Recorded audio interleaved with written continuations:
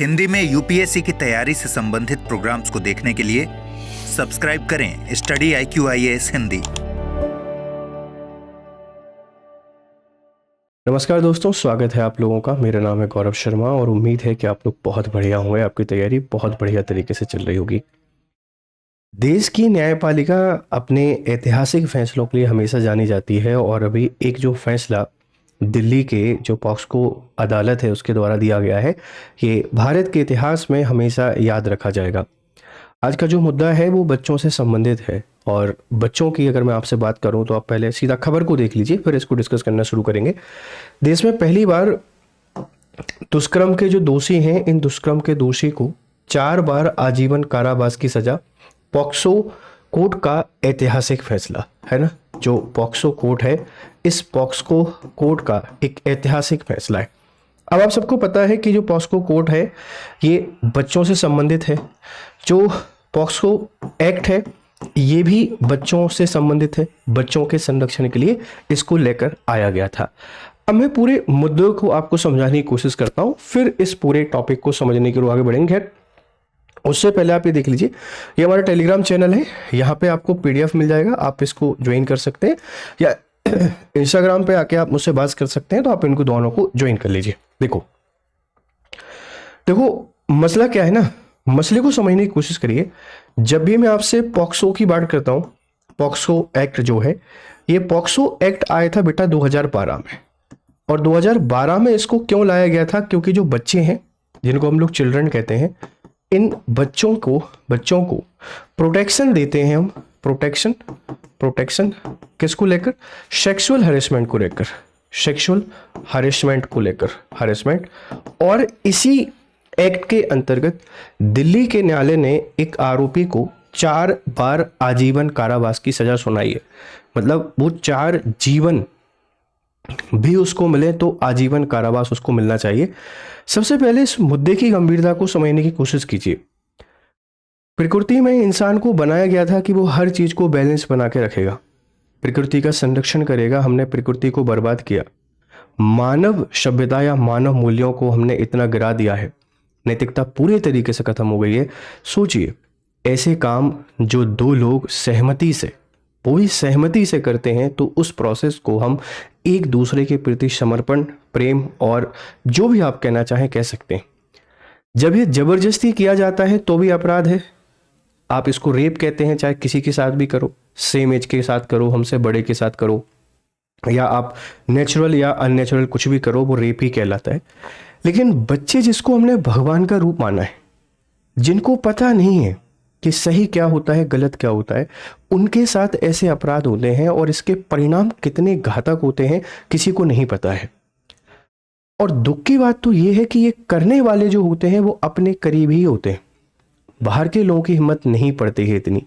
आपने बचपन में कभी ना कभी ये चीज़ ऐसा महसूस की होगी कि कोई हमारे परिवार का रिलेटिव या हमारा नेबर, उसने हमको गलत तरीके से छूने की कोशिश की होगी।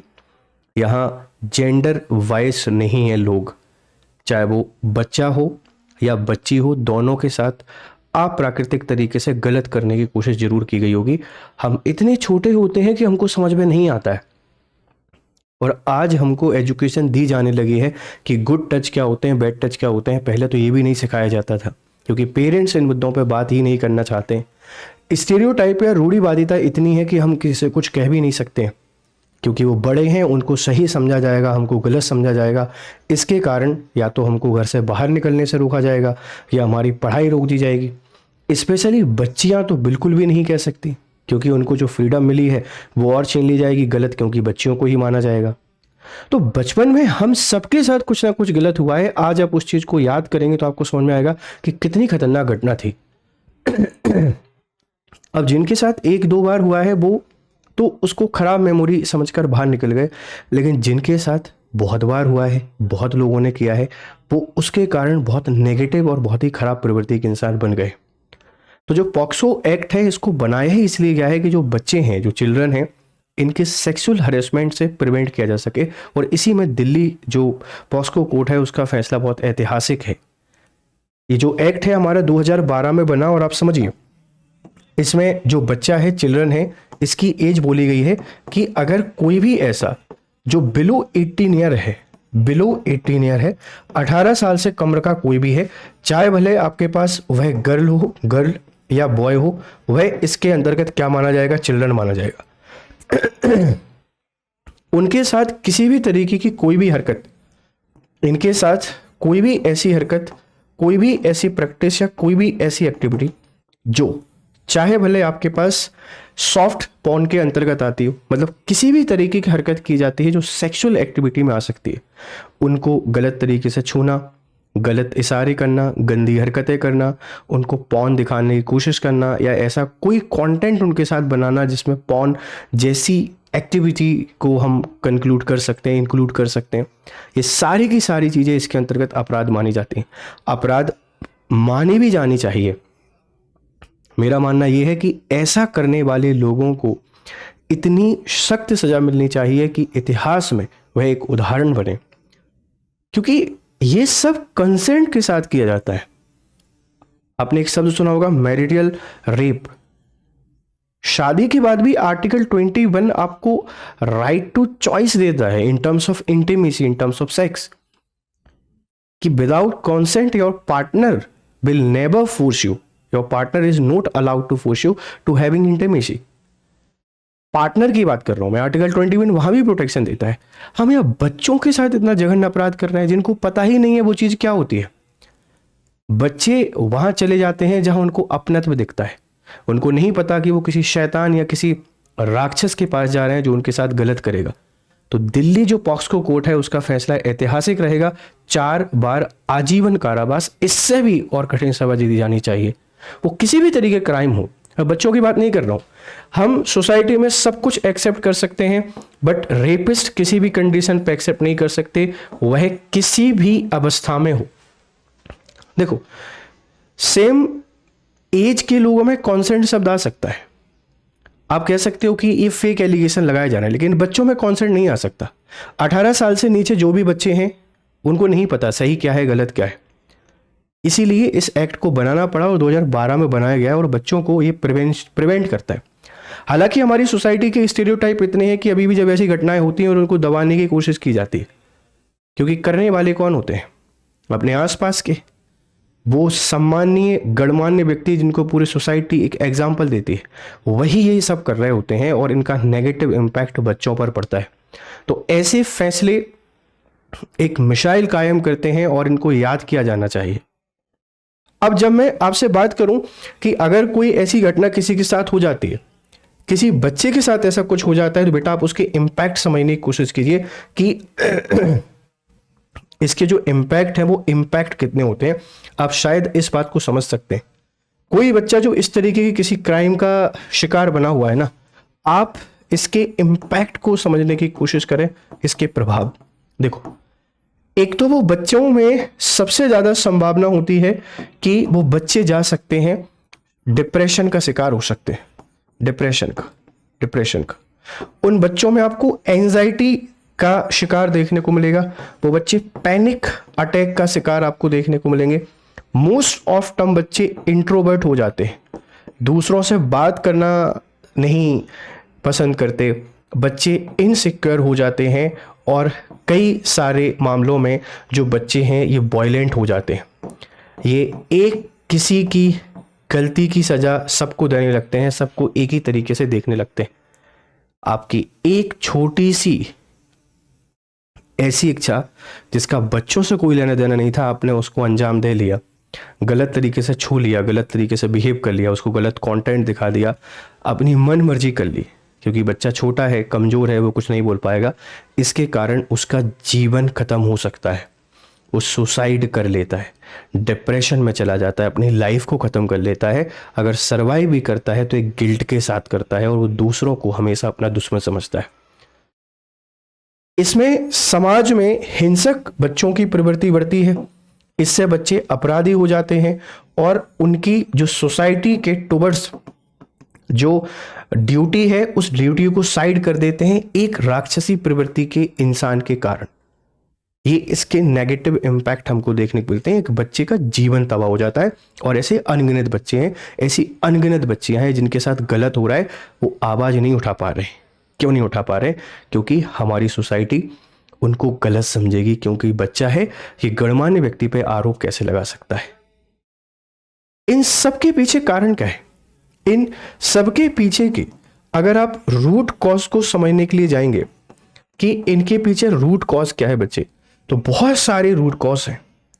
सबसे पहला जो रूट कॉज है ना, वो है बेटा इलिटरेसी। इलिटरेसी। हमारे जो पेरेंट्स हैं वो उतने शिक्षित ही नहीं है कि बच्चों को बता सकें क्या सही है क्या गलत है, और ये सिखाया जाना चाहिए। सेक्स जिसको इतना बड़ा टैबू बना दिया है हमने, नहीं नहीं ये गंदा काम नहीं करते, गंदा काम नहीं करते आप उनसे कह सकते हो, दूसरा उनके साथ गंदा करके चले जाते। मैं ये नहीं कह रहा हूं कि आप ओपनली उनको सेक्स एजुकेशन दीजिए, बट उनको आप ये जरूर सिखाइए कि गुड टच और बैड टच क्या होते हैं। ये तो बता सकते हैं ना, ये तो बढ़िया साउंड कर रहा है गुड टच और बैड टच। सिखाइए, कोई कहाँ टच कर रहा है तो वो अच्छा है और कहाँ टच कर रहा है तो गलत है, ऐसे लोगों से दूर रहना है। कोई आपको चॉकलेट दे रहा है, कोई आपको कुछ और दे रहा है, उसके पास नहीं जाना है, अकेले में नहीं मिलना है। अगर वो कहीं और टच करने की कोशिश कर रहे हैं, उनको रोकना है, उनके खिलाफ आवाज़ उठानी है, शोर मचाना शुरू कर देना है। ये तो सिखाया जा सकता है ना। ये इलिटरेसी बहुत ज़रूरी चीज़ है। अगर मैं स्टीरियोटाइप की आपसे बात करूं, स्टीरियोटाइप या रूढ़िवादिता, ये भी इसके पीछे बहुत बड़ा कारण है। हमको इस रूढ़िवादिता को खत्म करना पड़ेगा कि बड़े अच्छे ही होते हैं, बड़े खराब भी हो सकते हैं, क्योंकि बहुत सारे केसेस में ये घर के बुजुर्ग या रिलेटिव्स ही होते हैं जो बच्चों के साथ अन्याय कर रहे होते हैं। उनकी आवाज़ को दबाया जाता है क्योंकि लोग क्या कहेंगे। और ये जो शब्द है लोग क्या कहेंगे, इस शब्द से हमको बाहर आना पड़ेगा, क्योंकि लोग कुछ नहीं कहेंगे, बच्चे का जीवन बर्बाद हो जाएगा, बच्चे का जीवन तबाह हो जाएगा। ये काम हमको करना पड़ेगा। कुछ भी गलत हो रहा है उसके खिलाफ हमको आवाज़ उठानी पड़ेगी, नहीं तो एक बच्चे का जीवन तबाह हो जाएगा। और जो पॉक्सको एक्ट है उसको बनाया ही इसीलिए गया है। अभी जाके थोड़े मामले रजिस्टर्ड होने लगे हैं, पहले नहीं होते थे, दबा दिया जाता था। अभी भी उस रेशियो में रजिस्टर्ड नहीं हो पा रहे हैं जिस रेशियो में इनको करना चाहिए। तो जो एक्ट है ये बहुत ही शानदार एक्ट है, 2012 में बनाया गया है। इसका इम्प्लीमेंटेशन प्रॉपर तरीके से हो तो इसके लॉन्ग टर्म के परिणाम हमको देखने को मिलेंगे, नहीं तो ये जीवन बर्बाद है, इससे सोसाइटी बर्बाद है, इससे ह्यूमन रिसोर्स बर्बाद है, और इसके नेगेटिव इम्पैक्ट ही हमको देखने को मिल रहे हैं। एक बच्चा दबा कुचला सहमा सा रहता है, डरा डरा सा रहता है। वो लोग जब अपनी मैरिड लाइफ में भी आगे बढ़ते हैं तो उनके पार्टनर उनको छूने की कोशिश करते हैं तो वो सहम जाते हैं। क्यों सहम जाते हैं? क्योंकि उनके साथ बहुत अन्याय हुआ है, बहुत गलत हुआ है। वो कभी खुश नहीं रह पाते लाइफ में। Right, life with happiness article 21 is your fundamental right, उसका डायरेक्टली वॉयलेशन हो रहा है, हम लोग कुछ नहीं कर पा रहे। तो पॉक्सको जो एक्ट है उसको अभी बेहतर तरीके से इंप्लीमेंट करने की जरूरत है। बहुत सारे बच्चे ऐसे हैं जिनके हितों की रक्षा हमको करनी है, नहीं तो बच्चों का जीवन बर्बाद हो रहा है और वो जिंदगी तबाह कर लेते हैं। अब जो पॉक्सको एक्ट है इसके सामने भी बहुत सारे चैलेंजेस हैं। अगर मैं आपसे बात करूं, हम यहाँ पर पॉक्सो जो एक्ट है, इस पॉक्सको एक्ट को लेकर जो 2012 का है, इसमें भी अभी कई सारे चैलेंजेस हैं। क्या चैलेंजेस हैं? देखो, सबसे बड़ा चैलेंज है कि इसका इंप्लीमेंटेशन प्रॉपर तरीके से नहीं हो पा रहा है ना। लैक ऑफ इंप्लीमेंटेशन, ये सही तरीके से अभी प्रभावी रूप से इसका उपयोग नहीं हो पा रहा है। ये एक बहुत बड़ी दिक्कत है, हमको इस पर काम करना पड़ेगा, प्रॉपर इसको इंप्लीमेंट करना पड़ेगा। डिले इन जस्टिस हो रहा है, जो केसेस हैं वह केसेस पेंडिंग रहते हैं, उनका न्याय नहीं हो पा रहा है सही तरीके से। मतलब यहाँ पर लैक ऑफ विल हमको दिखाई दे रहा है कि क्या बच्चों का भविष्य हमको ठीक नहीं लगता है, मतलब उसकी हमको फिक्र नहीं है क्या? प्रॉपर इस पे काम करना चाहिए। अवेयरनेस का अभाव हमको दिखाई देता है, अवेयरनेस जागरूकता की कमी है। और सोसाइटल जो प्रेशर है, ये सोसाइटल प्रेशर हमको ज़्यादा दिखाई देता है। बहुत सारे केसेस में पेरेंट्स को पता भी चल जाता है बच्चों के साथ गलत हुआ है, लेकिन फिर भी वो उसको उजागर नहीं करते। आपके साथ भी शायद ऐसा कुछ हुआ होगा, अगर हुआ है तो मुझे आप ज़रूर बताइएगा कमेंट बॉक्स में कि हाँ सर ऐसा हुआ है और हमने आवाज़ नहीं उठाई है। ये सारी घटनाएं हमको देखने को मिलती हैं, और जो पॉक्सको एक्ट है अभी इसमें इसका इम्प्लीमेंटेशन भी बेहतर तरीके से करने की ज़रूरत है। हालांकि सरकार ने इसमें बहुत सारे सुधार किए, और ये जो लैंडमार्क वर्डिक्ट है एक बहुत हिस्टोरिक केस माना जाएगा, क्योंकि हम बहुत सारे आर्टिकल का वॉयलेशन कर रहे हैं बच्चे। अगर मैं आपसे संविधान की यहाँ पर सीधी सी बात करूं तो संविधान के कितने सारे अनुच्छेदों का उल्लंघन यहाँ पर हो रहा है? संविधान, कॉन्स्टिट्यूशन, इस कॉन्स्टिट्यूशन की जब भी मैं आपसे बात करता हूं तो आर्टिकल 14 विधि के समक्ष समता, आर्टिकल 15 बच्चों के लिए विशेष प्रावधान, आर्टिकल 16, आर्टिकल 21, ये हर एक आर्टिकल का वॉयलेशन यहाँ पर किया जा रहा है और हम उन पर ध्यान नहीं दे रहे हैं।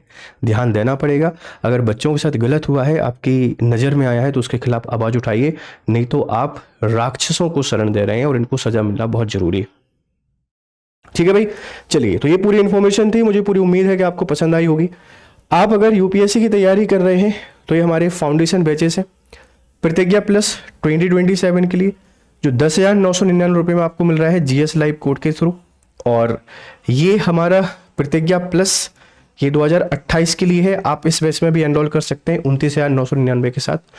और इस बैच की जो शुरुआत हो रही है 9 दिसंबर यानी कि हो चुकी है। आप इन बैचेस में एनरोल करें, बेहतर तरीके से पढ़ाई करें। ये क्लासेस आपको कैसी लगी हैं, आपके फीडबैक हमको जरूर दें।